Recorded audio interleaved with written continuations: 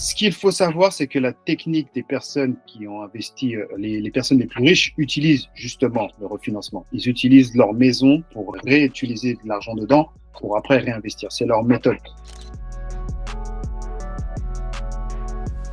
Et en fait, en vérité, le refinancement, c'est quelque chose de très puissant pour pouvoir investir aux US. C'est-à-dire que vous avez une maison et il y a une rentabilité. Et aux États-Unis, c'est juste la rentabilité qui compte pour pouvoir réinvestir. Je sais qu'en France, c'est pas pareil parce qu'il y a un taux d'endettement. Aux États-Unis, c'est complètement différent. Si le bien il est rentable, la banque peut vous dire OK, on peut vous prêter parce que vous rapportez de l'argent. Donc, du coup, vous pouvez.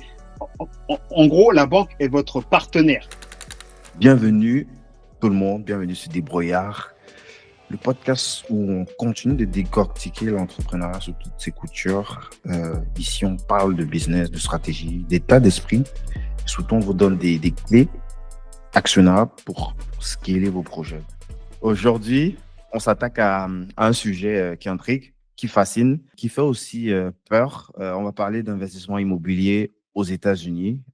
Beaucoup de personnes en Europe essentiellement rêvent de toucher des opportunités de l'American Dream, mais restent bloquées par des barrières, notamment la langue, la distance, la peur de l'arnaque ou encore l'idée que c'est réservé à des millionnaires. Mon invité du jour, Enzo Suprême, casse ses croyances une à une.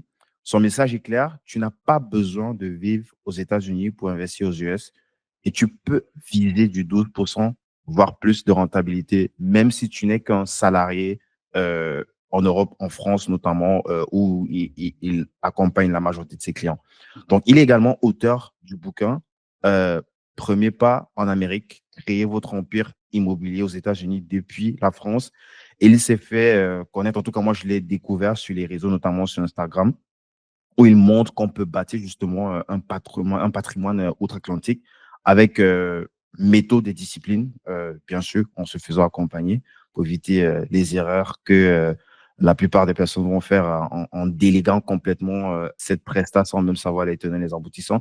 Dans cet épisode, on va essayer de comprendre comment est-ce que c'est possible concrètement, quelles sont les clés, quels sont les risques, c'est important, les pièges, mais aussi la vision long terme derrière ce type de stratégie. Donc, accrochez-vous bien, on va aller explorer ensemble comment passer de l'envie d'investir aux États-Unis à la mise en action concrète. Bienvenue, mon cher Enzo. Tu vas bien? Très bien, et toi? Ça va super. Donc, je suis content de te recevoir, comme je disais tantôt. Est-ce que tu peux te présenter succinctement? Oui, bien sûr, bien sûr. Alors, je m'appelle Enzo, j'ai 39 ans, j'ai investi dans l'immobilier en 2018, 2019, dans l'immobilier, mais pas en France, mais aux États-Unis. Suite à ça, j'ai fait quelques business en e-commerce, toujours aux États-Unis et aussi en France. Et j'ai sorti des livres sur le développement, mais pas que, aussi sur la technique des financements au niveau de l'immobilier aux États-Unis, comment investir aux États-Unis tout en restant en France et même en ne parlant pas anglais, mais de trouver toutes les méthodes, etc. Et en même temps, ce qui a découlé de ce livre-là a fait que ça a été évident. J'ai commencé à lancer mon accompagnement pour le monde francophone pour que les personnes puissent investir aux États-Unis en tant qu'étrangers, bien sûr en Europe, Canada, Allemagne, France, enfin plutôt Belgique, France, etc. Ouais. All right. Enzo, on parle quand même d'investissement, de produits financiers. Donc, ce sont des éléments qui sont souvent assez délicats du point de vue, en tout cas, de la confiance que les gens peuvent porter. Ouais, bien Et sûr. moi, je voulais, avec ton autorisation, savoir si c'est possible de décliner ton identité ou si c'est quelque chose que tu ne fais pas sur Internet. Non, je fais pas ça sur Internet. Sur mes contrats, tout est stipulé, bien sûr, ceux qui m'accompagnent. Donc, ceux qui m'accompagnent directement, ils ont toute Mhm. mon identité parce que c'est stipulé sur mon contrat. Et donc, voilà. C'est vraiment que là que les gens ont mon identité et qui peuvent vérifier tout ce qui se passe derrière moi et tout ça. OK, parfait. Donc, on va rester sur Enzo Suprême qui reste un Moi, pseudo. c'est plus Enzo. C'est vraiment, c'est Enzo, c'est mon nom que j'ai reçu étant jeune et j'ai gardé ça parce que j'avais fait un Instagram à l'époque, ça s'appelait Enzo Suprême. Parce qu'avant, j'avais fait un petit peu de la musique et donc Mhm. j'avais une association qui s'appelait Supreme Family. Et du coup, bah, j'avais appelé ça Enzo Supreme et depuis, je l'ai gardé. Et puis voilà. Bon, après, Supreme, c'est passé à autre chose. Et là, maintenant, j'ai gardé Enzo. Yes. Donc, Enzo, comment est-ce que tu en es arrivé à investir? Parce que là, tu as parlé de musique, d'un parcours dans l'entertainment. Comment est-ce que tu en es arrivé à investir et surtout, pourquoi directement les États-Unis sans transition? Est-ce que tu as déjà eu une expérience comme d'investissement en France? D'investissement en France? Ouais. Non. Non, j'ai jamais investi. À la base, je devais investir en France, sauf que j'ai des amis qui. En fait, moi, je viens de l'hôtellerie, du monde de l'hôtellerie. J'ai travaillé dans l'hôtellerie et dans l'hôtellerie, ben, je faisais des organisations de soirées après mon travail. C'est-à-dire, moi, j'étais gouvernant d'hôtel. J'étais gouvernant et j'avais mon patron qui était aussi mon mentor, qui me donnait un peu des idées, qui me donnait la liberté de faire quelques business pour essayer d'accroître un peu du chiffre dans l'hôtel. Moi, j'ai commencé à me dire, ouais, si tu veux, je peux faire des organisations de soirée, tout ce qui va avec, puisque j'avais mon association de musique et tout ça, etc. Et donc, j'avais des DJ. Et donc, il m'a dit aussi, OK. Donc, moi, à un moment donné, bah, j'ai organisé des soirées comme ça. Et donc, du coup, je me faisais tout un réseau de personnes qui étaient dans l'hôtellerie, soit c'était des personnes dans le commerce et tout ce qui va avec, des investisseurs ou autres, mais j'ai gardé des contacts. Et à un moment donné, pendant la période Covid, ou même un peu avant, quand c'était un peu chaud, Lockdown. j'avais des amis qui étaient partis à New York, et moi j'étais en France, et je leur disais oui, je vais investir dans l'immobilier, tout ça, etc. Ils me disaient, ouais, nous aussi, on veut investir. Et je me disais, mais comment vous êtes américain, vous avez quoi à la carte verte? Je dis, non, non, mais on a la possibilité d'investir. Et c'est ça qui m'a commencé à me dire, ouais, mais comment on peut investir et tout ça, etc. Et puis, j'ai commencé à regarder un peu le marché. J'ai tapé sur un site comme Realtor ou Zillow. Et moi, ça m'avait choqué de trouver des maisons qui étaient à 10 000 dollars, 12 000 dollars, 25 000 dollars. J'étais choqué. Je me suis dit, mais c'est quoi ce délire? Comment ça se passe et tout? Et donc, juste pour ça, je me suis dit, bon, je vais les garder quand même parce que peut-être il y a quelque chose. Et donc, j'ai commencé à Je te regarder. coupe en mettre, peut-être pour donner du contexte, les prix que tu dénonces, là, ça c'est des prix de parking en France. Ouais, ah oui, mais complètement, complètement. Parce qu'en fait, ok, d'accord, tu regardes Miami, tu regardes New York, tu regardes Los Angeles. Ok, d'accord, tu vas voir les prix qui sont assez, que tu as déjà revus, des prix à 200 000 dollars, 300 000 dollars, peut-être 1 million. Mais moi, je tapais sur des petits endroits parce qu'en fait, je regardais New York, après je descendais un peu plus bas, Queens, après je descendais un peu plus bas, et puis je voyais qu'il y avait des maisons qui étaient 12 000 dollars dans le New Jersey, des 14 000, des 30 000. Et c'est là que je me suis dit, oh, qu'est-ce qui se passe en fait? Et c'est là que je suis rentré vraiment dans ça. Et j'ai voulu comprendre ce qui se passe. Et donc, du coup, j'ai commencé à comprendre que, ah ouais, on peut avoir quelque chose au moins si tu as du cash à peu près, ouais, 100 000 dollars. Avec 100 000 dollars, tu pourrais faire quelque chose. Avec 100 000 euros, tu pourrais faire quelque chose, quoi. Et je me suis dit, OK, il y a peut-être un coup à jouer. Je regarde sur Internet comment investir aux US et il y avait personne qui expliquait vraiment comment investir et tout ça, etc. Et donc, je trouvais ça un peu, bon, voilà, c'était un peu compliqué. Donc, j'ai trouvé une petite formation qui expliquait comment, un peu offshore, qui expliquait, oui, quand tu as de l'argent, comment réinvestir dans autre part, tu fais une société LLC, et c'est là que je tombe sur LLC. Et la LLC, en fait, c'est une société, on va dire, comme une SCPI en France, qui te sert à investir à l'étranger. Et c'est là que j'ai compris que c'était avec cette LLC-là qu'on fait des investissements aux États-Unis en tant qu'étranger. Et donc, à partir de là, je me suis dit, OK, il y a un truc à faire. Et puis après, ben, c'était avec mes partenaires les personnes que je connaissais de New York. Je leur ai dit, ouais, je vais investir. Ils m'ont contacté une agence. L'agence, ils ont dit, ouais, on n'a pas ce que tu veux pour tel budget. Après, je me suis dit, OK, je suis parti. Ils m'ont mis en contact avec des personnes de Miami. Pour les personnes de Miami, enfin, Floride, on va dire, pas que Miami, mais la Floride, où ils m'ont dit, ouais, bon, il y a pour le budget que tu as, c'est pas assez, mais on connaît des personnes qui sont peut-être dans le nord des États-Unis. C'était Cleveland et Détroit. C'était dans cette période-là. Ils m'ont dit, oui, si tu veux, tu peux aller voir là-bas. Et donc, ils m'ont mis en contact avec eux. Et bien sûr, tout ça, je parlais pas anglais. Hein. Je parlais pas anglais du tout. C'était message, traduction, machin, etc. Et du coup, bah, après, je rencontre les personnes. Les personnes me disent, oui, on a des biens, tout ça, etc. Sauf que c'est moi qui fais un peu la recherche. Et donc, je recherche aussi sur les liens, sur les sites, ouais, quel bien est bon et tout ça, etc., qui peut être louable. Il y en a un qui était neuf. Je savais la zone de sécurité au niveau de la criminalité, je savais la Mhm. rentabilité, et je leur ai dit, ouais, voilà, je vais acheter celui-là. Ils m'ont dit, OK. Et puis voilà, après, c'est comme ça que j'ai commencé. Mon Mais là, premier, on parle, tu n'avais aucune compétence en fait en termes de rien c'est du tout. quoi. Je dis même en France, tu ne savais pas c'est quoi le protocole de A à Z pour faire une Non, non, opération non, je immobilière. connaissais pas du tout le protocole. C'est vraiment au fur et à mesure, en cherchant, c'est là que j'ai vraiment compris qu'il y avait une facilité, en fait, de fou pour avoir un bien le plus rapidement possible, quoi. Parce Mhm. qu'il n'y avait pas toute cette démarche au niveau des banques, au niveau de ça. Moi, je venais avec une banque française, en vérité, tu vois. Moi, je suis venu avec une banque française. Je leur ai dit, oui, je veux investir. Ils m'ont dit, OK. Ils m'ont dit où? J'ai dit, je veux investir dans l'immobilier, mais aux États-Unis. Ils m'ont dit, ah, c'est pas possible. Je dis pourquoi? Ils m'ont dit ouais, parce qu'on n'a pas, on peut pas saisir le bien et qu'on ne suit pas les gens parce qu'on ne peut pas savoir. Je dis ok. Donc moi je réfléchis un jour comme ça et puis je reviens à la banque et je dis je vais faire un crédit à la consommation. Et ils me disent ok. Donc moi ils me disent ouais combien? Moi je dis ouais 75 000, trésorerie, personnel, tout ça, etc. Bien sûr ça a été fractionné. J'ai demandé 63 000, 63 500. Ils ont accepté. Et puis après, je suis repassé à la caisse d'épargne, mais caisse d'épargne pas de ma propre banque, mais en ligne. Et j'ai demandé le reste. Et donc, j'ai eu 75 000. Mhm. Et une fois que j'ai eu les 75 000, ça y est, j'ai dit, bon, j'ai l'argent. Ils m'ont dit, OK, ben, tu vires l'argent tel, tel. J'ai viré. Je suis allé voir chez le notariat, qui est comme un notaire, tu vois. Mais sauf qu'il n'y a pas vraiment de notaire, c'est vraiment un avocat qui te dit, oui, voilà, Ouais, c'est juste voilà, pour avoir la forme juridique, quoi. voilà la forme juridique, j'ai signé, tac, et puis après, c'est parti. Des fois, l'agent qui était avec moi, et ça, c'est souvent qu'ils le font, il y a des agents qui te créent ta LLC pour toi, parce que moi, je ne connaissais pas comment créer la LLC, donc il l'a créé pour Mhm. moi. Et après, à partir de là, c'est comme ça que j'ai fait mon premier investissement. Ok, là, on va dire en fait, tu as acheté cash, quoi. Enfin, tu as emprunté, certes, en Ouais. crédit conso, mais aux US, en fait, tu as payé cash. Voilà, aux États-Unis, c'était comme si j'avais payé cash. Et j'avais une stratégie en tête, c'était de me dire, bon, OK, comme je l'ai payé cash, il y aura des locataires. Les locataires, ils vont verser un loyer. Moi, d'ici quelques mois, je mettrai la maison en hypothèque, en gage, pour récupérer du cash, pour réinvestir derrière. C'était vraiment comme ça dans la stratégie. Ce qu'on appelle du refinancement. Ouais, exactement.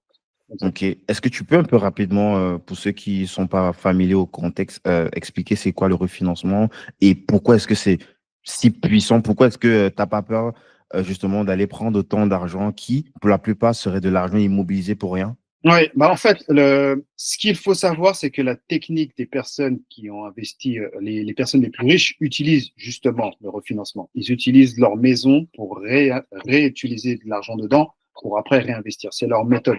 Et en fait, en vérité, le refinancement, c'est quelque chose de très, très, très, très, très puissant pour pouvoir investir aux US.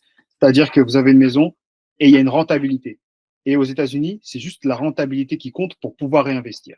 Je sais qu'en France, c'est pas pareil parce qu'il y a un taux d'endettement. Aux États-Unis, c'est complètement différent. Si le bien, il est rentable, la banque peut vous dire, OK, on peut vous prêter parce que vous vous rapportez de l'argent. Donc, du coup, vous pouvez, en gros, la banque est votre partenaire, vraiment votre partenaire et il n'est pas là pour vous dire que non, c'est trop risqué. Dès qu'ils sentent qu'il y a de l'argent et que tu arrives à rembourser les dettes et que en plus, tu as de l'equity, c'est-à-dire une valeur ajoutée à ta maison et que maintenant ça a pris de l'ampleur, tu peux récupérer cette Une équité-là. prise de valeur qui viendrait soit peut-être des travaux que tu aurais fait à l'intérieur ou alors du Exactement. marché, tout simplement, qui a peut-être Exactement, qui a un peu. développé et Ouais. que tu peux récupérer pour pouvoir réinvestir derrière.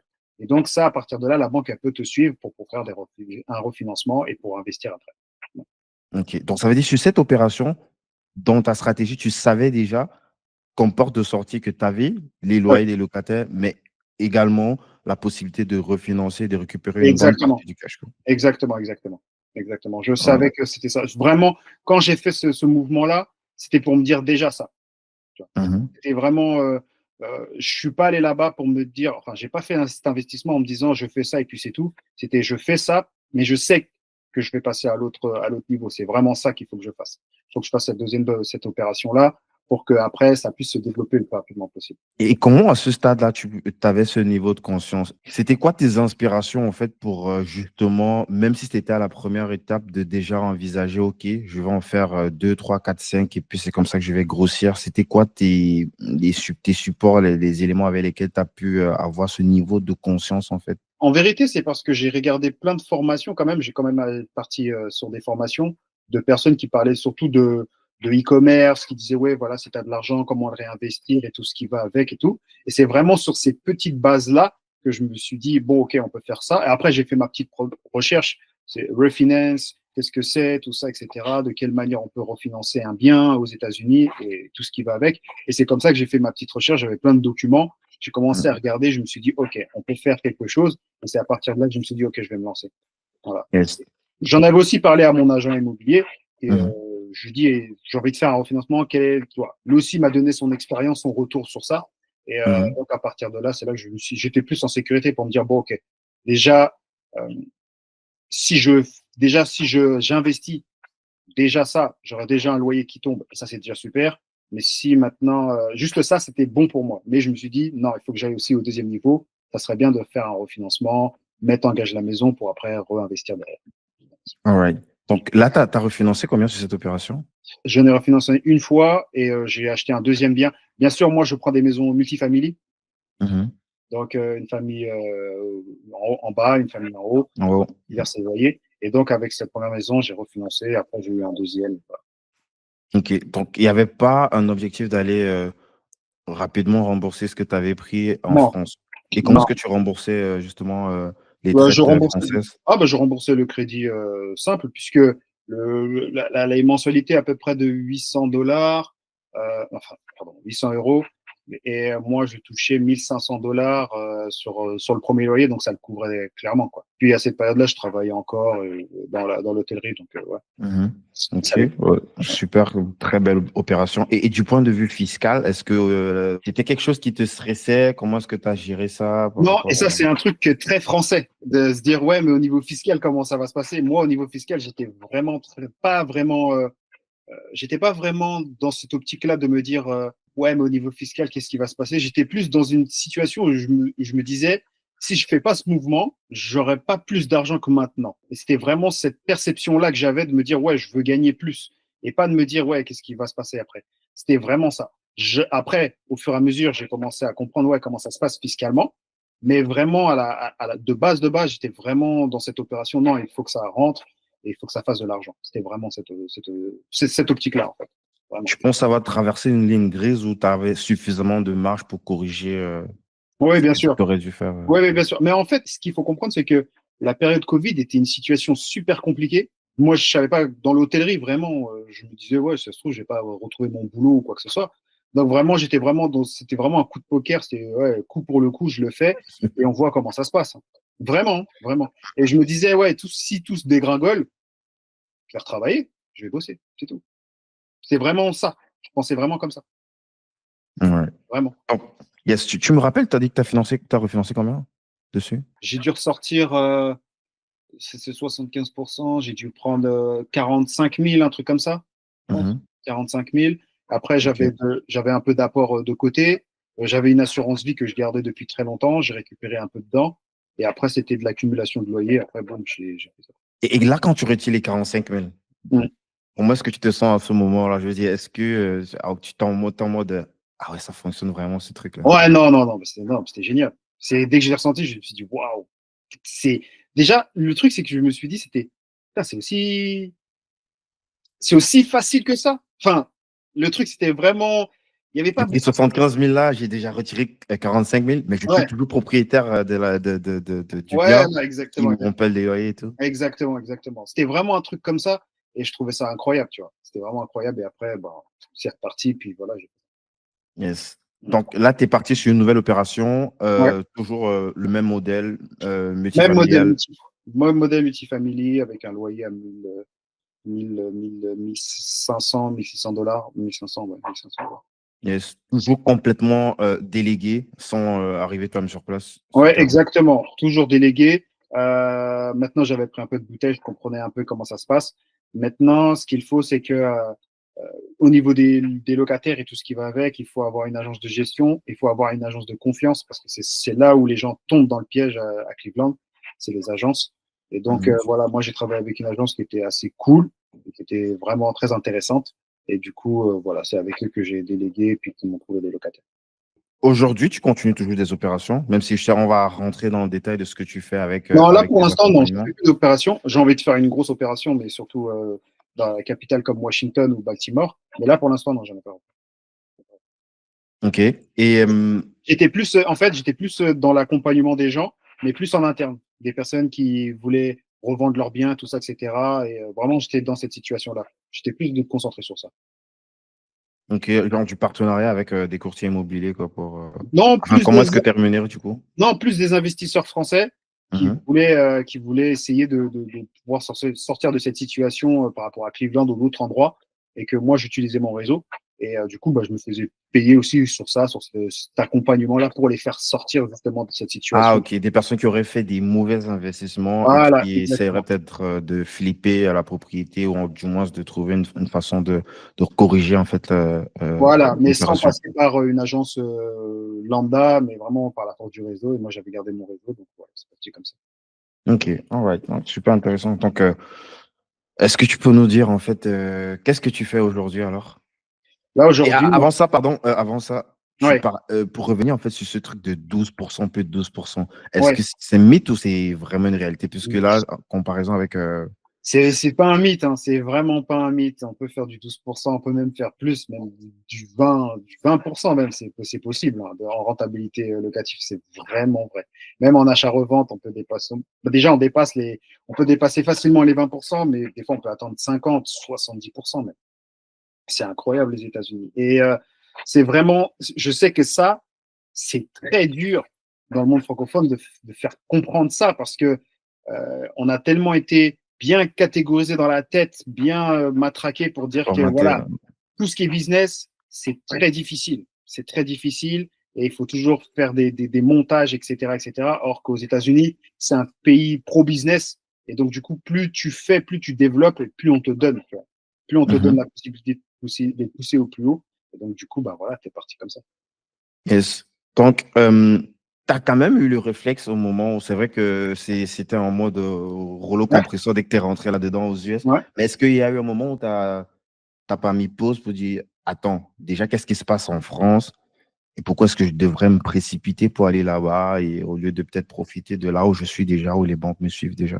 Moi, j'ai tendance à regarder un peu ce qui se passe au niveau de l'économie française et tout ce qui va avec. Et franchement, et je te dis ça, c'était en 2019, tu vois.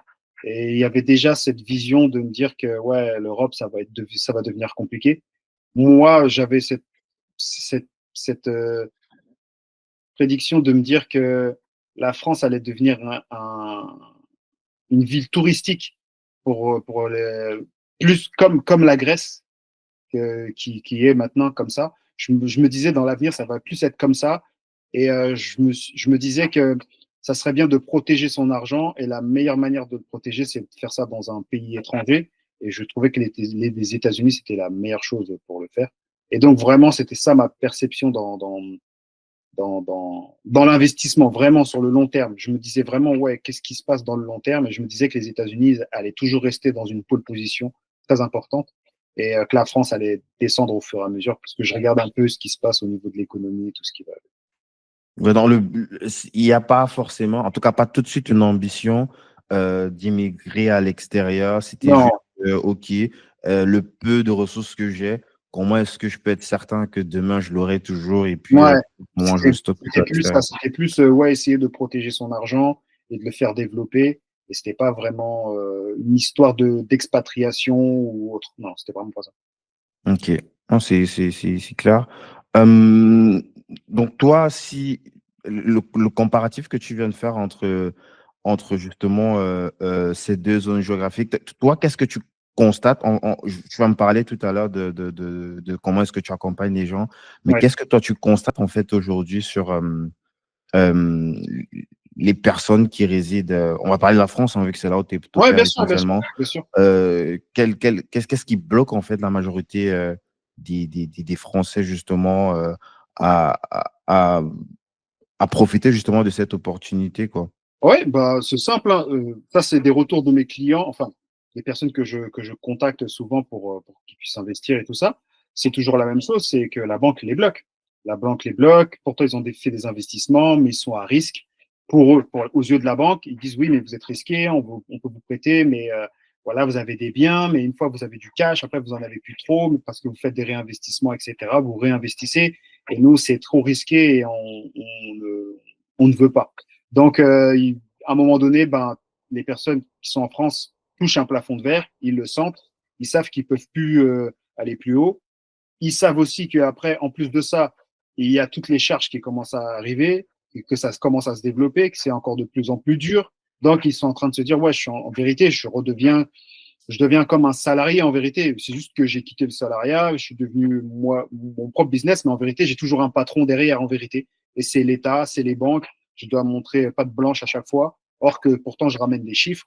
Je mange. Enfin, voilà, ils vivent bien leur vie, mais il y a toujours quelque chose qui ne va pas parce que c'est leur business qui n'est pas, à leurs yeux, n'est pas crédible. Et du coup, ils se disent non, ça prend trop de risques, on ne peut pas vous prêter.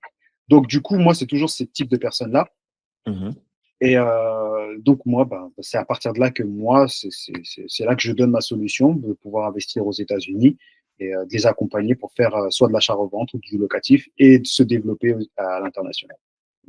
Mais est-ce que le français, quand même, a des leviers concrets en tant que salarié ou entrepreneur à utiliser justement peut-être son CDI ou ses revenus en France, mais pour investir aux US? Tu as parlé tout à l'heure pour ta promo opération de crédit conso. Ouais. J'imagine que le crédit conso, tu l'as pas eu comme ça parce que derrière, quand même, tu étais éligible à ça. Tu avais Oui, un bien salaire sûr. qui te permettait de Oui, bien sûr. payer. J'avais un CDI. Quels sont les outils en fait que le français a à partir de la France pour justement se déployer Pour aux les US? États-Unis. Enfin, de ce que tu peux partager, bien sûr, parce que je sais Oui, bien que. sûr. Bah, en fait, il faut juste avoir le CDI. Tu as juste le CDI et puis après, voilà, ton compte, il est aux normes, il est ouvert tout le temps, il n'y a pas trop de dépenses, tout ce qui va avec. Peut-être si tu as un peu d'apport derrière, si tu as peut-être 10 000 dollars, 10 000 euros de côté ou quelque chose comme ça. Et puis voilà, demander un crédit à la consommation, ça se fait, ouais, complètement. Ça se fait complètement. Ça Moi, peut c'est aller jusqu'à combien, crédit de consommation? Parce que tu as bah, parlé quand même 75, je suis sûr qu'il y a des gens qui n'imaginent même pas qu'ils sont capables ouais, d'aller et chercher pourtant, 75 000 cons. on peut regarder tout simplement sur Internet. Hein, caisse Hum, hum, d'épargne fait à 75 000. Je pense que le max, c'est 75 000, je pense. Après, hum. peut-être il y en a d'autres qui sont des banques indépendantes où c'est peut-être plus. Mais moi, pour moi, ça a été 75 000. Donc, à partir de là, voilà. Maintenant, moi, les personnes qui m'accompagnent peuvent sortir moins parce que moi, j'utilise avec mes partenaires aux États-Unis où on a des personnes qui prêtent et ils prêtent 80%. Donc, du coup, tu viens avec moins que ce que moi, j'ai sorti, moi, à l'époque. État privé, tu veux dire? C'est Ouais, pas une institution financière, c'est des privés en fait. ouais, des banques privées, lender.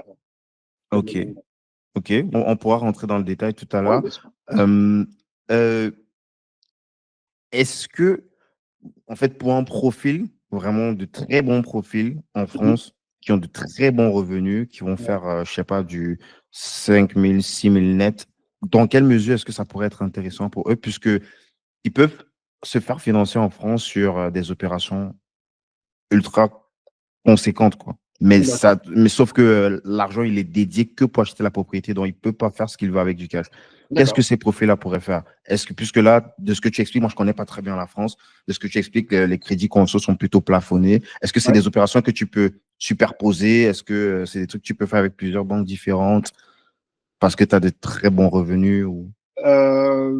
Tout dépend, vraiment tout dépend. Tu peux faire ça avec ta propre banque ou avec d'autres banques, mais c'est toujours crédit à la consommation. Et franchement, les banques françaises vont pas te suivre sur un prêt immobilier pour investir aux États-Unis. Ça, c'est sûr et certain. Donc, ça sera toujours ici que tu pourras faire ton jeu et tu auras pas de blanche pour eux et pour ça, tu pourras investir. Mhm, Maintenant, là où c'est le plafond de verre pour mes clients, c'est qu'ils ont déjà joué ce jeu-là. mhm, Ils avaient déjà des revenus, ils ont commencé à investir, mais ils ont senti qu'il y a un plafond de verre et qu'ils ne peuvent pas faire plus. À un moment, c'est le mhm, taux d'endettement qui va avec. Après, c'est des mhm, montages financiers qu'il faut faire. Les montages, c'est pas sûr que ça marche parce que les banques peuvent dire ouais, non, j'en ai pas envie. Et donc voilà, c'est ça qui les bloquait vraiment. Donc, ils préfèrent retirer du cash et se dire bon, moi, je vais essayer d'investir soit au Canada. La plupart du temps, c'est Canada. Et après, quand c'est Canada, ils commencent à se dire ah, les États-Unis, c'est intéressant. Donc après, ils viennent aux États-Unis pour essayer d'investir. C'est vraiment ça. ok, ok. Donc, si on revient sur la partie des lenders et tout, en quoi quel sera l'intérêt pour ces prêteurs privés-là de Ouais. prêter à des personnes qui ne sont pas sur le territoire et qui peuvent disparaître du jour au lendemain? Ouais. Bah, en fait, c'est pas une question de disparaître du jour au lendemain, puisque tu montes une LLC. La LLC, maintenant, elle est reconnue. tu as un compte bancaire où tu as mis ton argent. Donc, c'est là où le lender a la main sur ce compte-là. Et donc, du coup, ce qui va se passer, c'est que lui, après, il va envoyer les 80% chez le notary, c'est-à-dire chez le notaire, Mhm. et que Mhm. le notaire, lui, va avoir la main sur le compte du lender. Enfin, l'argent, il l'a, dans son, Mhm. il l'a, puis il y a Mhm. le bien, et puis après, c'est l'achat du bien. Et bien sûr, toi, tu signes un contrat avec le lender stipulant que voilà, tu es en opération avec lui et tout ce qui va avec, tu vois. Donc, Mhm. c'est presque impossible que voilà, ça disparaisse l'argent. C'est vraiment c'est le notary qui possède le bien et enfin, qui possède le bien, qui possède l'argent. Et donc, du coup, avec ça, moi, c'est mon opération, c'est que moi, je pars aux États-Unis. Et quand il y a des opérations qu'on fait, on commence à faire des travaux, moi, je fais des photos, vidéos, que j'envoie ça au notary, que lui, après, il débloque les fonds pour pouvoir faire la continuité du. Finaliser Voilà, l'opération. exactement. Ok. Donc, est-ce que les critères de qualification ne sont basés que sur le, le- la qualité du deal ou alors c'est vraiment la personne qu'on qualifie le propriétaire de la LLC? Non, c'est par rapport au deal. Il y a Puisque le deal. j'imagine qu'il a, et même s'il faut utiliser le système américain, il n'a pas de scoring. Il est à distance, il a probablement pas un ITIN pour commencer à se faire scorer. Exactement, Donc, ouais, il n'a pas le scoring, il n'a pas de crédit score, il n'a rien, mais il a une LLC, il a ITIN et surtout, il a l'apport. S'il a l'apport, c'est tout ce qui va avec. Nous, après, on fait le dossier et après, c'est quand on fait le dossier, entre lender. Le lender aussi peut être assez. Il y en a qui peuvent être réticents, mais ils sont assez habitués parce qu'il y a beaucoup d'étrangers qui investissent, tu vois, ok. l'Amérique latine, tout ça, etc., qui investissent en masse. Donc, ils sont un peu habitués à que des étrangers veulent investir aux États-Unis pour faire de Mhm. l'achat-revente ou autre. Donc, du coup, c'est pas si inédit, mais la plupart du temps, quand c'est quelqu'un qui veut utiliser direct du financement avec un lender, il peut y avoir des motifs différents par rapport à d'autres lenders. Ils peuvent dire oui, je te prête pas 80%, mais peut-être 75% pour voir comment tu fonctionnes et tout ce qui va avec. Ou des fois, ils Mhm. demandent plus d'apport. Enfin, des fois, ils demandent un compte où il y a déjà peut-être 90 000 dollars de sécurité, or peut-être l'apport, il va utiliser 60 000, mais il dit, ouais, mais dans ton compte, je voudrais qu'il y ait 90 000, comme ça me donne une sécurité dans le financement et que je pourrais me dire, OK, je peux te prêter, c'est tranquille. C'est plein de petits trucs comme ça qui peut être, ou sinon ça peut être un garantor aussi. Mhm. Un garantor, quelqu'un aux États-Unis qui dit là, peut-être quelqu'un qui a une famille américaine qui dit, ouais, voilà, est-ce que vous pouvez être ma garantie pendant mon opération, tout ça, etc. Bref, il y a plein de choses comme ça. Il y a plein de choses comme ça. Ok. Et Enzo, dans quelle mesure est-ce que ça reste financièrement intéressant? Parce que si je prends le cas, moi, je n'ai pas d'expérience des US, mais au Canada, ça coûte quand même un bras de se faire financer par des prêteurs privés. Je parle du taux d'intérêt qui t'applique. On parle souvent des trucs qui peuvent aller jusqu'à 12, 13, 14%. Ouais, Donc, généralement, c'est des opérations sur lesquelles on va essayer, dans les 3, maxi 6 mois, de ouais, rembourser rapidement le prêteur privé via un refinancement pour payer en fait exactement. rapidement le truc. Mais maintenant, pour les clients avec lesquels tu bosses, je sais pas si c'est le même, c'est la même psychologie. Alors, c'est des taux d'intérêt qui restent supportables aux États-Unis au point où tu le fais traîner pendant Oui, quand longtemps. même, c'est comme des taux assez supportables. C'est des 8%. C'est un taux à 8%. Ça s'appelle Hard Money. Hard Money, c'est un prêt sur un an. Donc, c'est à 8%. Là, on est sur une opération achat-revente, c'est-à-dire flip. C'est Mhm, un taux à 8%. Donc, soit on peut faire un deal, soit il récupère pendant l'opération, c'est-à-dire les travaux, tout ce qui va avec, il récupère ses mensualités dessus. mhm. Ou soit c'est à la fin quand c'est à la vente. Quand c'est à la vente du bien, là, on lui donne la partie avec les mensualités. Donc, voilà, c'est à peu près ça. Ok, non, c'est top. Ouais. Est-ce qu'on peut parler un petit peu des risques, des gestions de risques? Oui, bien sûr. Bien sûr, bien sûr. Donc, quels sont les plus grands dangers, en fait, selon toi, même si toi, à date, tu as fait des opérations qui ont plutôt marché, Ouais. mais pour quelqu'un qui investit depuis l'Europe, depuis la France, aux États-Unis, à quoi est-ce qu'il serait euh, exposé si, justement, il n'a pas les compétences, les connaissances ou les prestataires qui feraient le taf avec lui? Ouais, oui. En fait, la vérité, c'est que si tu connais pas, si t'es pas accompagné, c'est ça qui est problématique. Et c'est ça que moi, j'ai rencontré pas mal de personnes. C'est pas ils se font pas accompagner, c'est qu'ils sont tombés sur des agences. Et c'est surtout les agences qui sont assez très, très dangereuses. C'est-à-dire que eux, ils s'en foutent vraiment de l'accompagnement du après. C'est vraiment juste, voilà, tu as la maison, elle est là, c'est rentable, vas-y, achète et puis c'est tout. Et ça, c'est vraiment quelque chose de très dangereux parce que, OK, il y en a, ça peut marcher, hein, il y en a qui l'ont fait et ça a marché. Ça j'en connais. Mais il y en a, c'est devenu très compliqué, surtout s'il n'y a pas de, si on te parle pas de LLC, si on te parle pas de la title insurance, si on te parle pas d'agence de gestion, c'est vraiment là où ça devient très problème. Ça devient vraiment un très gros problème. Et moi, du coup, ben, c'est le fait de rencontrer des personnes qui m'ont dit, écoute, eux, c'est un peu compliqué. Moi, je connais telle personne. Et voilà, c'est comme ça que moi, j'ai pu aller vers d'autres personnes dont ils avaient de l'expérience, dont ils m'ont expliqué. Et bien sûr, moi-même, j'étais aussi, je suis quelqu'un de très curieux, donc je vais chercher aussi de mon côté, savoir est-ce que ce qu'il dit, c'est vrai. Mais à partir de là où c'est logique, moi, après, j'y vais directement. Je suis pas trop dans la pensée et si, je suis plutôt dans le il m'a dit ça, est-ce que c'est vrai? Je vérifie, c'est vrai, j'y vais. C'est vraiment ça. Ok. Ouais. Donc, et comment est-ce que toi, tu t'assures d'éviter ça? Peut-être avant de répondre à cette question, ce serait Ouais. intéressant que tu nous dises c'est quoi ton business aujourd'hui? Qu'est-ce que tu apportes aux personnes qui sont intéressées justement par le marché américain? Et à partir de là, je pense qu'on pourrait identifier dans quelle mesure est-ce que les gens peuvent s'assurer d'éviter tous les éléments que tu as cités Oui, oui, bien sûr. tantôt, mauvais quartier, mauvais prestataire, fausse promesse de Oui, rentabilité, oui, oui. mauvaise due diligence, etc., etc. Oui, oui, bien sûr. Bah, en fait, tout ce qui se passe, c'est que nous, on accompagne déjà les personnes à investir aux États-Unis. Mais avant ça, et c'est ça le plus important, c'est fiscalement, il faut que tu sois en règle. Et c'est ça le plus important pour moi. Et du coup, moi, j'ai des partenaires, un cabinet français qui est aussi mes partenaires, dont on s'occupe vraiment de construire déjà tout ce qui est ton identité fiscale, c'est-à-dire ITIN, EIN et ta LLC.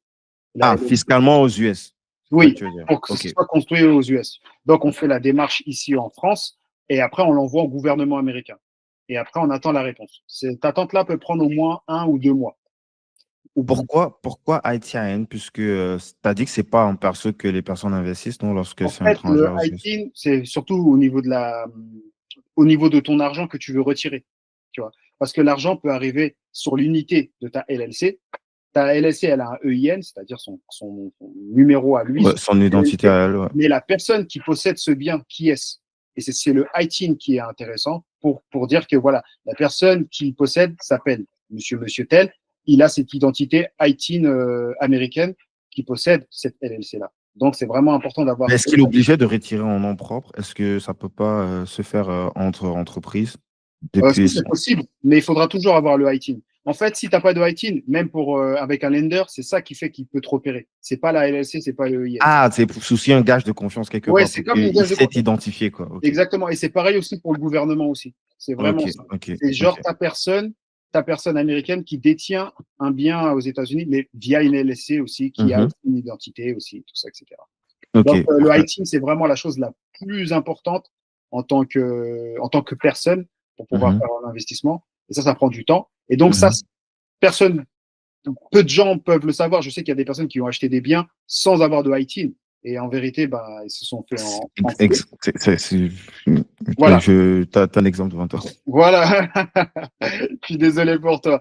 Mais voilà, J'ai corrigé après, mais je savais pas parce que je pensais que vu que l'opération se fait au niveau de la LC, donc. ouais, ouais, ouais. Et ben, Ok. en fait, c'est le ITIN qu'il faut. Et le ITIN, et après, tu as la LLC. En fait, la LLC, c'est vraiment dernière chose, en vérité, à penser, en vérité. C'est Mhm. vraiment ITIN qui est vraiment le plus important.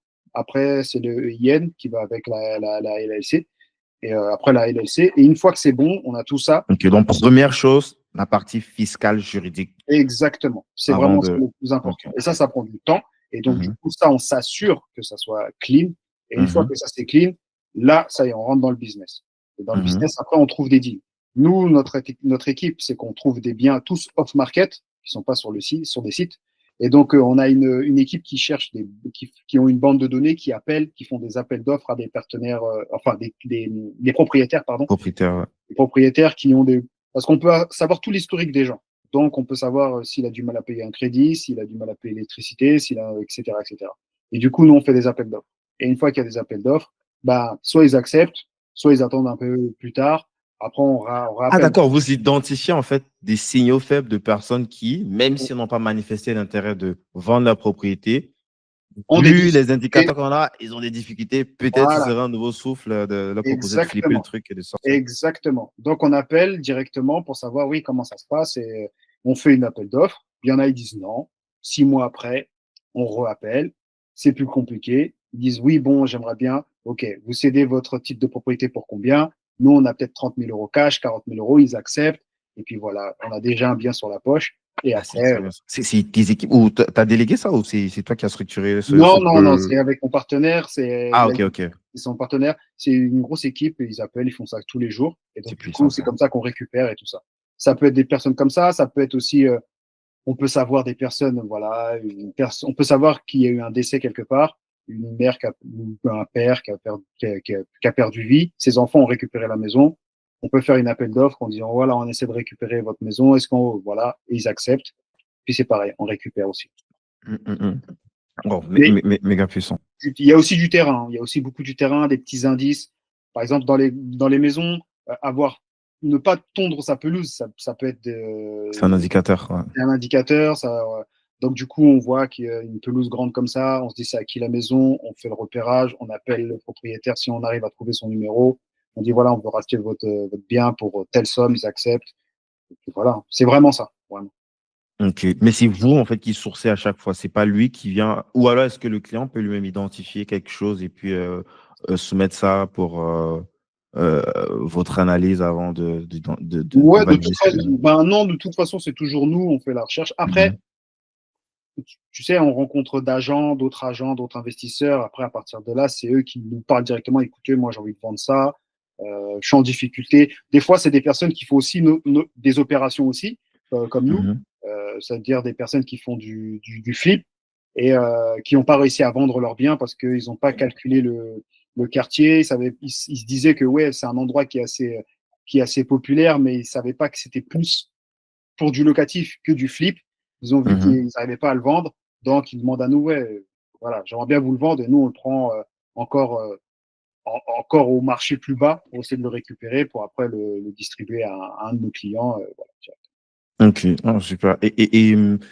Euh, là, ça va être quoi la suite? Dès lors que vous avez sourcé le bien pour la personne, vous avez mis à disposition, est-ce qu'il y a un projet qui est défini de prime abord? C'est-à-dire, ben, moi, je vais aller sur des opérations de buy and hold, fix and flip, ou alors Oui, oui, bien sûr. En fait, au moment où tout ce qui faites est du profilage, du profil investisseur, tout ça? au niveau fiscal, au niveau de la fiscalité, c'est là qu'on revient avec le client en se disant, bon, OK, quelle est la stratégie que tu veux mettre en place?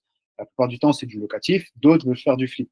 Ceux qui ont déjà investi en France, eux, ils sont plus dans le côté, ouais, maintenant, moi, j'en ai marre du locatif, tout ça, etc. Je vais faire du flip.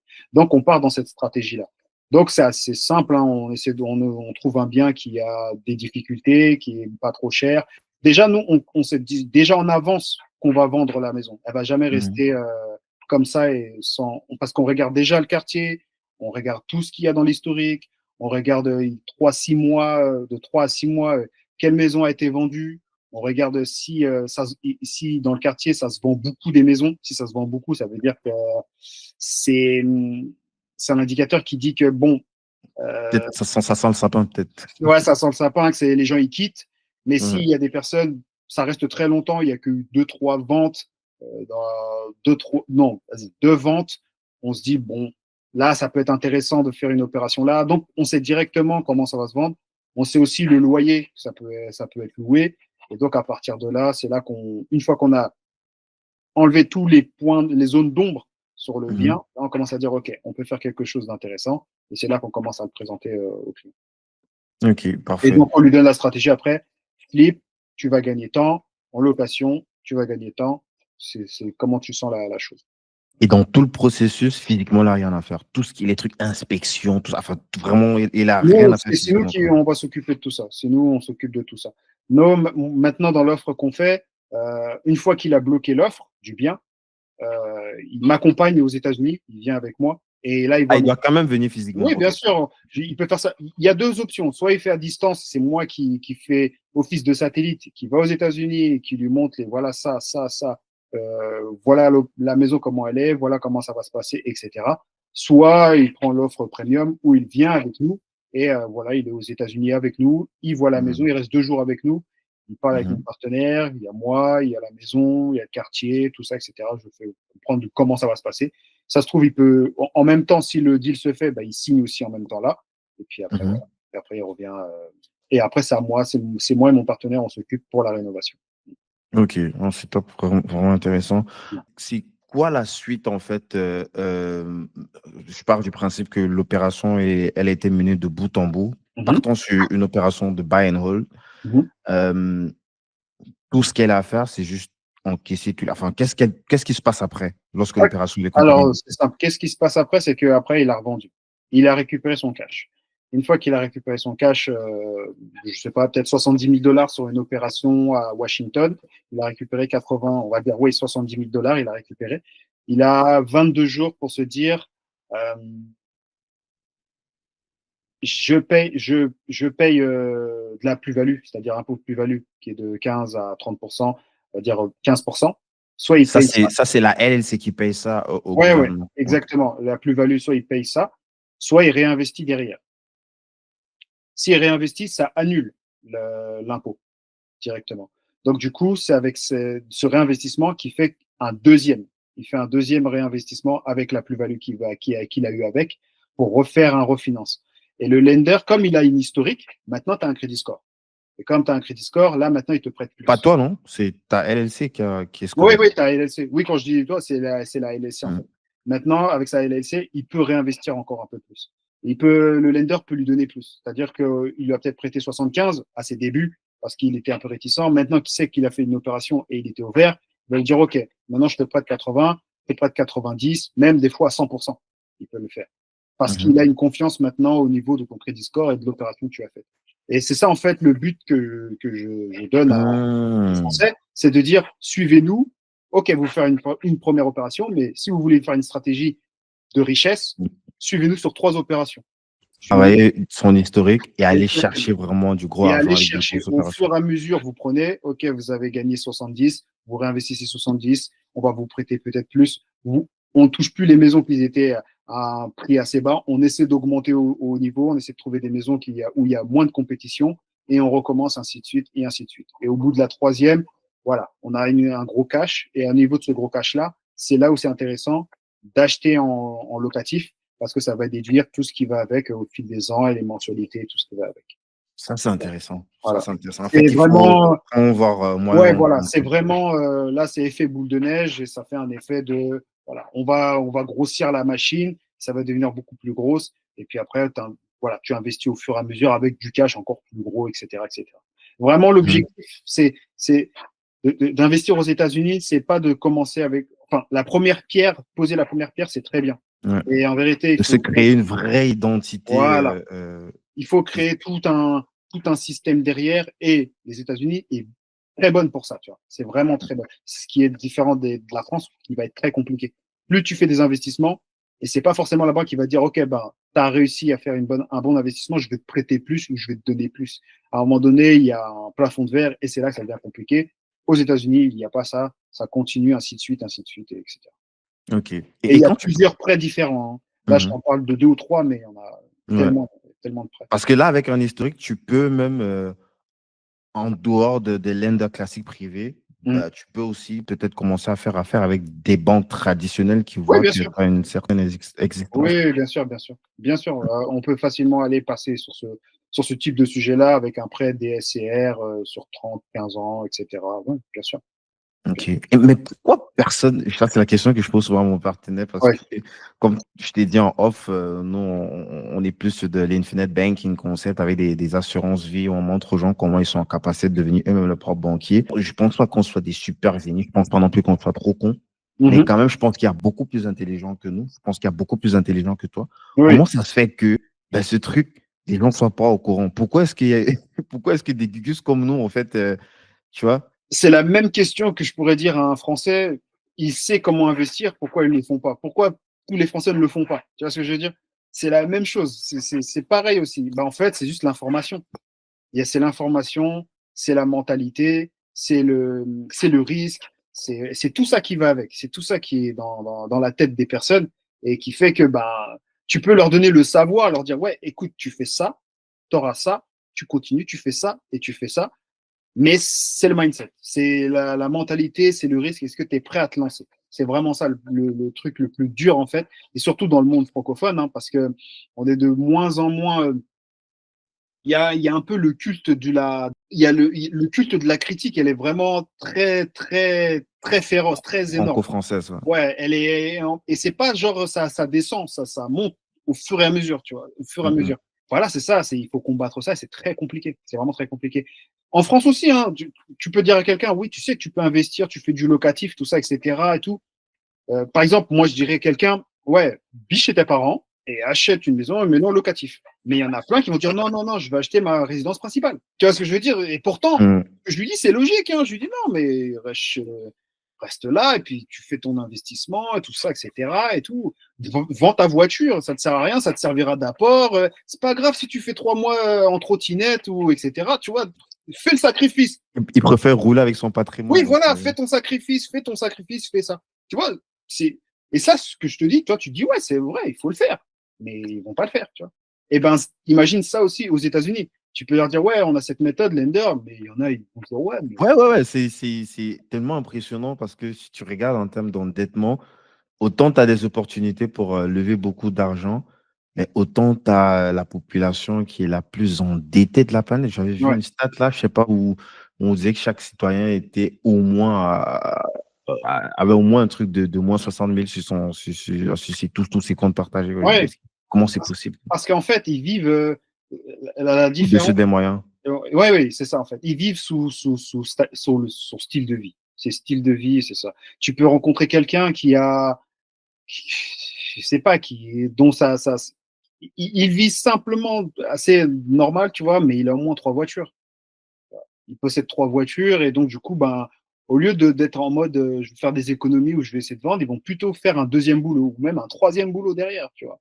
C'est vraiment ça, les États-Unis. Et c'est vraiment, c'est un style de vie, c'est leur méthode. C'est différent. Ouais, c'est vraiment complètement différent. C'est vraiment complètement différent et ils vivent sous crédit en tout le temps. Tu vois, ils ont vu la Tesla Cybertruck, ils veulent l'acheter. Tu vois, c'est vraiment des trucs comme ça, hein. C'est vraiment des trucs comme ça. Yes. Enzo, dis-moi, on a bien compris un peu ton processus d'accompagnement. Maintenant, ce qui va être intéressant, c'est de savoir, tu cherches qui? Je pense pas que tu cherches toute la France. C'est Non. qui sont les personnes que tu accompagnes? C'est quoi le profil, le portrait robot des personnes? Le portrait robot, bah, Ouais. ouais, c'est simple. En vérité, c'est que il faut pas penser au niveau, enfin, même s'il y a la partie argent, et ça je comprends, Mhm. mais en vérité, ce qu'il faut comprendre, c'est que moi, mon accompagnement, c'est tombé pile au moment où les circonstances de l'État, du gouvernement ou de l'Europe est devenu très compliqué. C'est vraiment ça. C'est vraiment de ne pas leur dire, ouais, c'est pas du rêve, mais c'est de leur dire que, Peut-être écoutez, on donne un peu du contexte. À l'heure où on parle, en ouais, fait, je à pense que l'heure ça où doit on être le parle, sixième ou le septième, je sais pas trop. En tout cas, c'est le sixième ou septième ministre là, qui vient d'être nommé dans ce bordel. exactement, Au niveau de la France. Donc, le budget, rien n'est clair. rien n'est C'est plus de clair, 3 000 milliards de dettes. Enfin, c'est vraiment du grand voilà, n'importe quoi. c'est impossible. Nous sommes en septembre 2025 pour ceux qui vont regarder plus tard, quoi. Exactement. Et c'est pas une situation qui va s'améliorer. Moi, c'est assez simple, hein, jusqu'en 2030 et plus, on sera toujours dans une situation très compliquée en Europe. Et vraiment, cette situation-là, c'était que de me dire, il y a des personnes, ils sentent ça. Ils sentent ce que moi j'ai senti, c'est-à-dire que c'est très compliqué en France et qu'ils savent que la retraite, on sait que nous, c'est mort et que même la nouvelle génération d'après et d'après, ça va être fini pour eux. Et ils n'auront pas cette possibilité de pouvoir faire vivre bien. Et c'est à nous, notre rôle, de faire quelque chose. Et en vérité, investir aux États-Unis, c'est le meilleur. Pour nous, c'est la meilleure situation dans cette période-là où l'euro est plus fort que le dollar, de faire des investissements aux États-Unis et d'essayer de faire quelque chose de très bien, de conséquent, parce que ça peut changer une vie, ou même une génération entière, de faire ce mouvement maintenant, tu vois. C'est vraiment Mhm. ça. C'est dans ce contexte-là. Et du coup, les personnes qui viennent, la Mhm. plupart, Je c'est fais soit une petite précision. Quand tu as dit l'euro est plus fort que le dollar, en fait, tu utilises un argent fort en 2025 pour exact, acquérir des actifs et donc le remboursement se fera avec un argent faible, plus faible, en fait. ouais, J'essaie un peu de exactement, l'expliquer. exactement. Sauf que sur le temps, on sait très bien que le dollar va à un moment switcher et c'est là que ça peut être intéressant pour ceux qui ont déjà investi aux Donc, États-Unis. l'actif est valorisé en dollars, mais sauf que Exactement. tu rembourses de l'autre côté avec un argent qui perd de plus en plus en valeur, quoi. Exactement, exactement, ça va être ça. C'est un peu comme de la bourse en vérité, mais là, c'est en termes dans l'immobilier. Et Mhm. voilà, c'est là où c'est le plus intéressant. Et la plupart des investisseurs, enfin les personnes, les profils, c'est des personnes, ils savent que, ils sont conscients que déjà en France, ça va être compliqué et qu'ils cherchent à se développer ailleurs. Mais c'est vraiment une histoire de mindset. Parce qu'en fait, toute la logique, elle est là. En France, je peux leur expliquer, voilà, il y a ça, il y a tel, tu t'es accompagné, fiscalité, t'es accompagné. Euh, Au niveau de ta plus-value, donc, la méthode que tu vas faire, la stratégie que tu vas mettre en place et tout ce qui va avec, et t'es accompagné dedans. Ça veut dire que t'es pas tout seul, je suis là avec toi et on va le faire, moi et mes partenaires. Maintenant, c'est vraiment le côté mindset qui fait que ben, les gens ils se disent, ouais, mais pourquoi? Ouais, mais je suis pas sûr.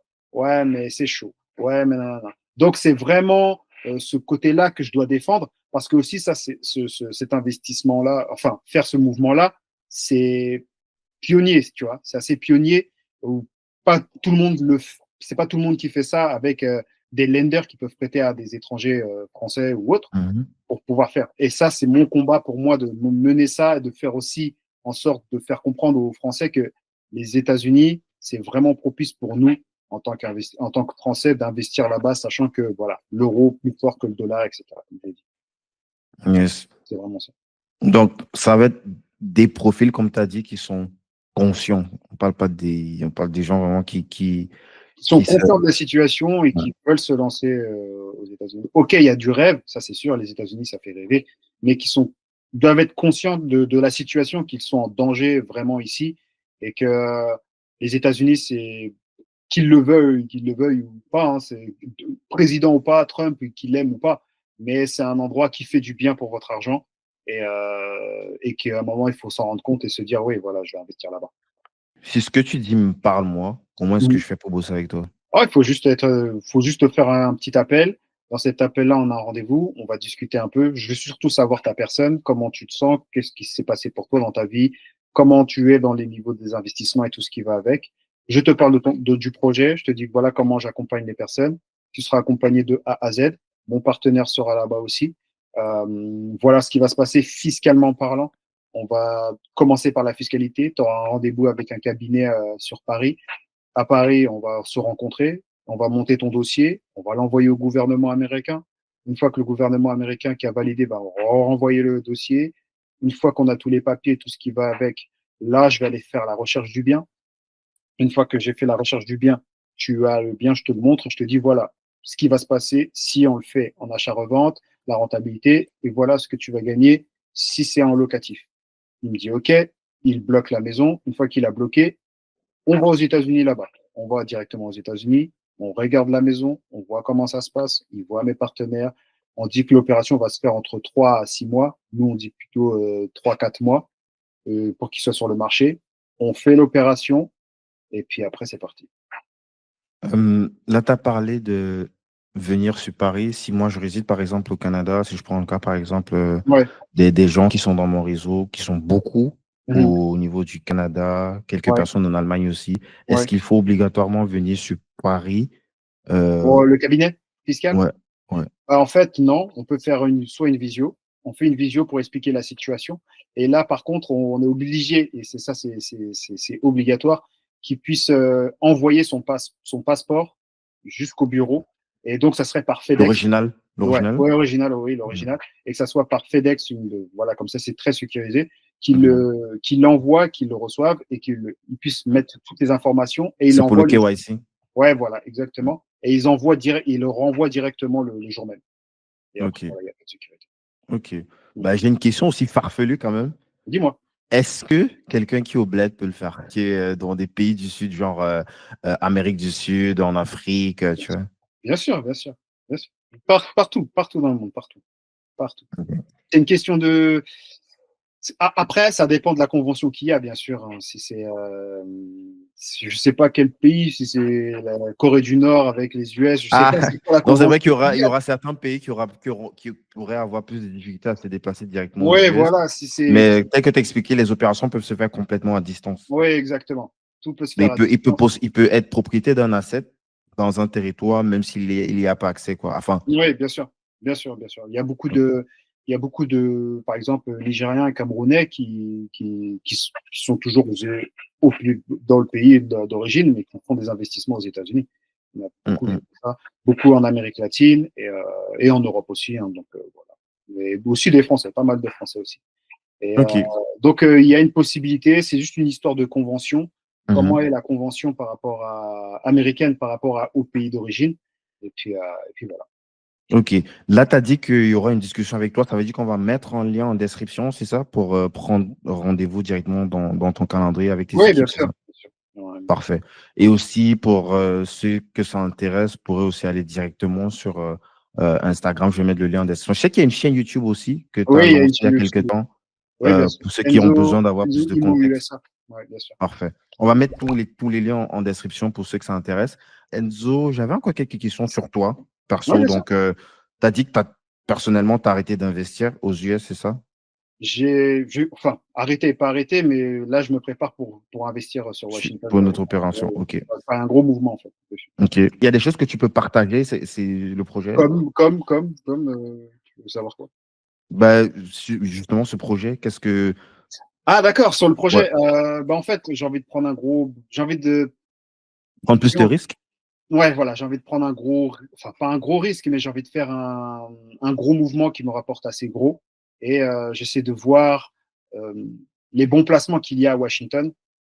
Parce que notre objectif à nous, c'est que, OK, on vous accompagne sur des maisons, des prêts, sur des maisons pour faire de l'achat-revente. Notre objectif, c'est de monter au plus haut pour qu'on puisse rentrer après dans des projets d'immeubles à construire. Tu vois. Construction. La construction, on veut vraiment rentrer dans ça. S'il y a une possibilité de rentrer aussi des financements comme monter création d'un stade, d'un aéroport ou autre. C'est vraiment ça. On essaie de monter au plus haut parce que, en vérité, aux États-Unis, faire 1 million, c'est pas fou.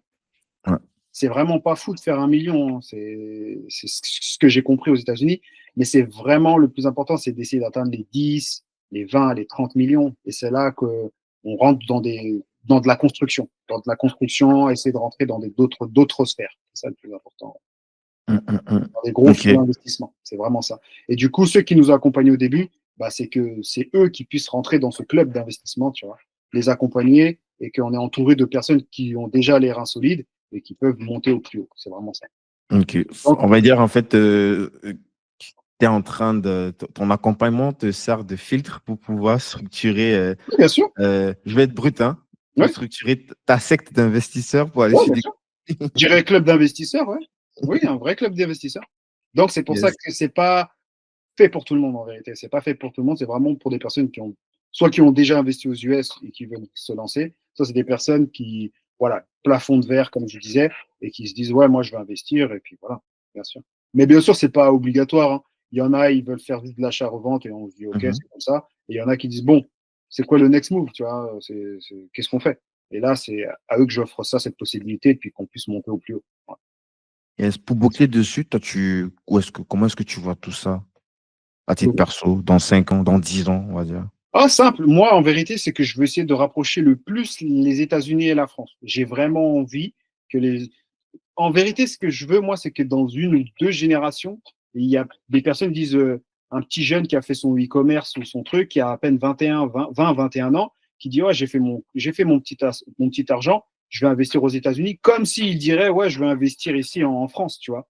Je veux qu'il ait Mhm. cette possibilité de se dire que ouais, non, c'est facile d'investir aux États-Unis. Faut créer sa LLC, ils font son ITIN, et c'est bon, je l'ai déjà fait, je connais comment on fait, j'ai vu un montage comment le faire, et voilà. C'est vraiment cette possibilité-là, vraiment. Et moi, mon objectif, c'est de rapprocher le plus possible la France et les États-Unis, mais aussi que moi, qui ai un accompagnement, passe aussi en une agence, tu vois, Mhm. une véritable agence, puisque je sais que mes partenaires, voilà, va sûrement passer au côté financement, et de devenir après une grosse team de. On a une Méga agence, structure. on a des gens qui prêtent aussi euh, partenaires directement et qu'on Mhm. peut offrir à des personnes. Voilà, on a des biens aux États-Unis, vous pouvez les investir soit en locatif ou avec un prêt DSCR, soit avec un prêt achat-revente. C'est vous qui voyez et on a tout ce qui va avec. C'est vraiment ça. OK. On n'en a pas beaucoup parlé. Tu as mentionné ça 3 ou 4 fois. Le e-commerce, t'en as un petit peu fait, t'en fais toujours. J'en avais fait, j'ai créé une marque de montre que j'ai fait en France, une marque de montre, Hmm. que je vendais ici, que je vendais en France. Et puis j'avais fait aussi aux États-Unis du FBA. J'avais fait du FBA aussi, Amazon, ok. du Amazon FBA, que je trouvais ça très intéressant. Donc, voilà. Mais l'immobilier m'a rattrapé, quoi. C'était ça. En fait, j'ai eu des gens qui étaient très curieux par rapport à ça, et en me disant, ouais, mais comment tu as investi aux États-Unis, tout ça, etc. Et donc, bah, plus j'en parlais, plus c'est là que des personnes qui ont déjà investi me disaient, ah ouais, toi, tu as investi au même endroit que moi. Comment tu as fait? Quelle est la situation? Et puis voilà, je suis passé dans cette direction. Directement. All right. Merci beaucoup, mon cher Enzo. Est-ce Ah, que, merci. à part tes bouquins, qu'est-ce que tu pourrais recommander comme si tu devais offrir un bouquin, ce serait lequel? Père À riche, père part tes propres pauvre. bouquins. Père riche, père pauvre. Hein. Père riche, père pauvre. Classique, là. C'est pas. Ouais, bah, c'est ça qui m'a un peu dit ah ouais, d'accord, il faut que je devienne un entrepreneur Mhm.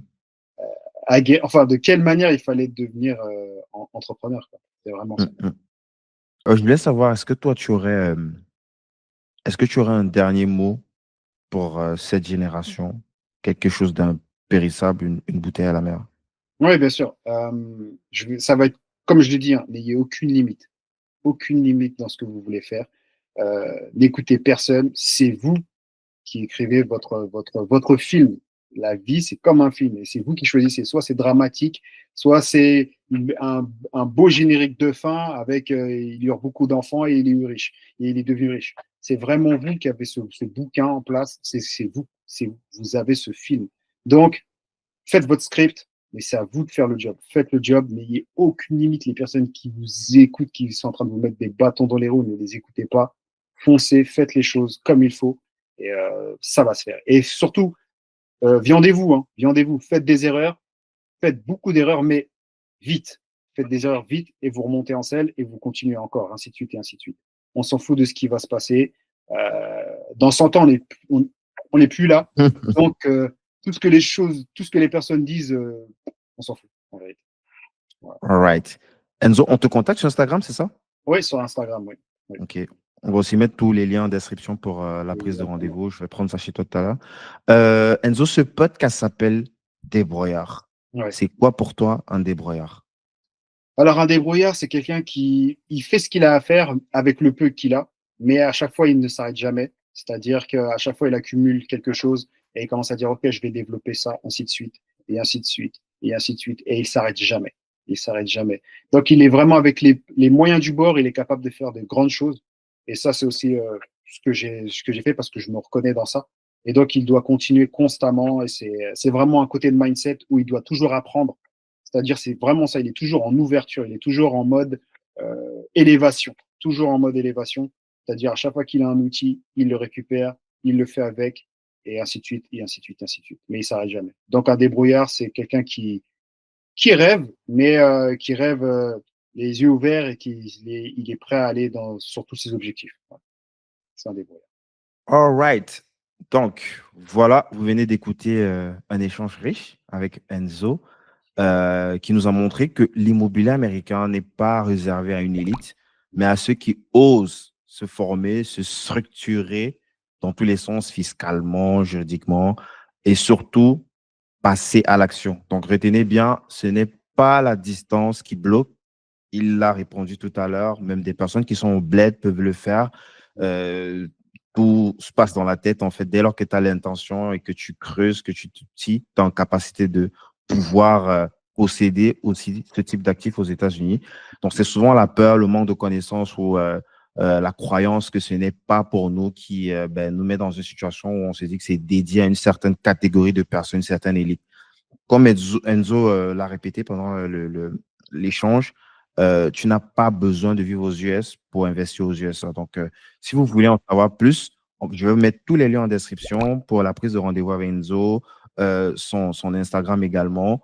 Et n'hésitez pas à aller sur la chaîne YouTube où vous aurez la possibilité d'avoir un petit peu du contenu plus long où Enzo prend le temps de rentrer un peu dans les détails de ce peut exposer peut-être sur des réseaux comme TikTok ou Instagram qui laissent pas assez de temps pour aller dans la granularité du message. Vous aurez tous les liens subventionnés dans la description de l'épisode.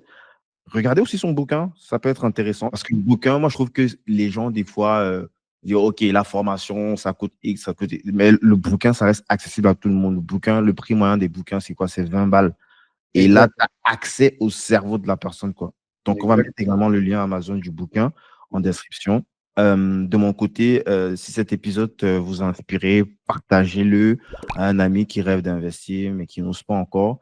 Et bien sûr, abonnez-vous à Débrouillard pour ne rien manquer des prochains épisodes. Je pense que nous, on va faire des choses avec Enzo, notre communauté. Vous savez que nous, on a déjà un gros intérêt pour ce qui concerne l'investissement immobilier au Canada et avec un gros intérêt pour les États-Unis Avec et plaisir. avoir un Avec partenaire plaisir. comme ça, c'est super intéressant. Donc, Mhm. merci à toi, Enzo, d'avoir partagé sans Je te filtre. remercie aussi. Je te remercie. Yes.